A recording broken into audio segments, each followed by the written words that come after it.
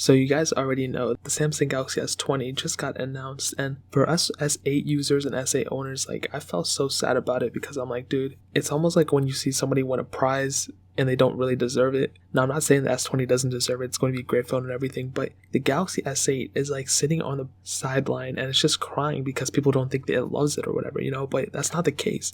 I want to show everyone, and I want to show the Samsung Galaxy S8s that it's still completely worth it. It's like a great phone for the price, and my analogies are so stupid, but I don't really write a script, so I don't know, I'm just kind of making it up on the spot. Now, I came up with 5 reasons, but it's more than 5 reasons as to why you should probably pick up a Samsung Galaxy S8 in 2020. Now, a lot of these reasons can be ported over to a lot of different phones, but I think for the S8 specifically, it's a tremendous phone still, and even though it's not being supported with software, it still means a lot to a lot of people. So the first thing I want to hit on for the Samsung Galaxy S8 would 100% be the price. Now, for the newest iPhones that just came out, or the newest Androids, even the S20, the base model of those phones are $1,000, which is insane. But a phone like the Samsung Galaxy S8, that thing is selling for on Amazon right now for $215, which is so cheap for a phone that still has so much life left in it. And it's less than a quarter of the cost of the Samsung Galaxy S20 brand new, which is crazy. And for a phone like that and for a price like that, I'm telling you, you cannot go wrong with that. It's a tremendous value for that phone. Yeah, it's not the perfect phone, it's not the best phone for the price, but it's still a phone that's very, very cheap and still has so much life left in it. So you really can't go wrong with the price point of this phone. That's something that I always look at. So the price for this phone is still a thumbs up for me. And one thing I always hit on was software support, if you guys, watch my videos. And the thing that always threw me off was whether a phone was getting software support or not. And when I think it does and it doesn't, like the S8 for example, I thought it was going to get One UI 2. And we even heard Samsung say, their tech support say a couple times it was going to get it, but I guess it's not getting it. Now with the Samsung Galaxy S8, even though it's not getting stock software support anymore, there are still custom ROMs for it. That's my second reason. You can always root and custom ROM your Samsung Galaxy S8 and make it last a little bit longer. It's not going to last like 3 million times more or anything like that, but it's definitely going to keep you in the cycle for a little bit. And as far as I know, and I saw it on XDA, there's a ton of different ROMs out for this thing, and I would 100% recommend it. If you're in the market, go custom ROM. And even if you have an S8 right now, you need to custom ROM this phone for sure, because you're not going to be missing out on anything if you do that. Now the third thing is the screen and the build quality. This phone has a tremendous screen. It's still very, very good. Even my S8, my personal one, that one has a lot of burn-in on it, which is kind of funny, but even that panel is still so good, and I've owned many, many Galaxy S8s in my time, and I can tell you the panel of this thing is still super. The one cool thing about this phone is that this was the first time we saw Samsung start to eliminate a lot of the bezel,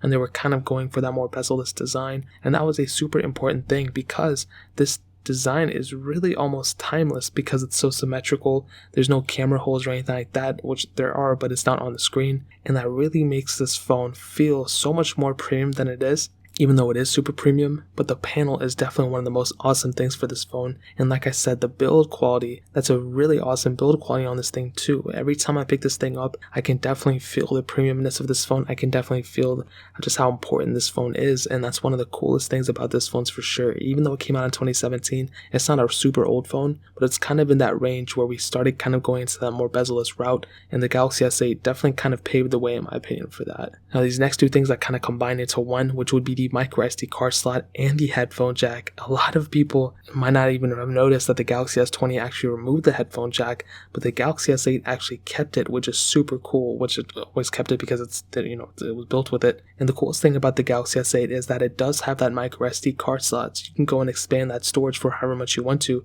You can get the base model, which I think there was only one model, but I could be wrong, but you can get that base model storage, save some money, and just expand the storage through micro SD card, which is really, really awesome. So not only do you have a micro SD card slot, but you still have the headphone jack for this phone as well. Now the last thing I kind of combined into 3 things, so it's more like 8 or 7, 9 reasons or whatever, but the camera quality of the Galaxy S8 is still amazing. I think for being a single sensor, which I kind of have an opinion on, but I think Samsung did a really good job at having a single camera setup on this phone and kind of making it last as long as they did, so I have a lot of respect for Samsung for doing that. Also, this phone is equipped with USB Type-C, which is really, really cool, and whenever I see an older phone with USB-C, that's a super cool thing. This phone was meant for the future, and even if you get it now or even 2 or 3 years down the line, just having those type of I/O, it really makes you blend into the crowd because all these phones now are coming out with USB-C, so this phone was definitely equipped for the future. And the last thing, IP certification. This phone does come with IP certification, which is really cool. So if you dip this phone in water by accident or something, I wouldn't even worry about it. You still have so much capability with this phone in terms of IP certification. And on top of that, it's IP68 dust and water resistance, which is the same exact one as the Galaxy S20, which is super impressive. So that really pretty much sums it up.